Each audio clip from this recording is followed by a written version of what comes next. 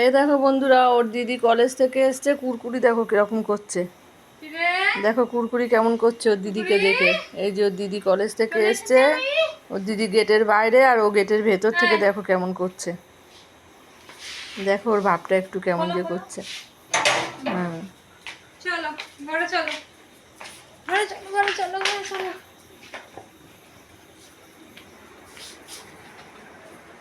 কি গো, কি কুকুরে, কি হয়েছে? আদর করতে হবে, আদর করতে হবে।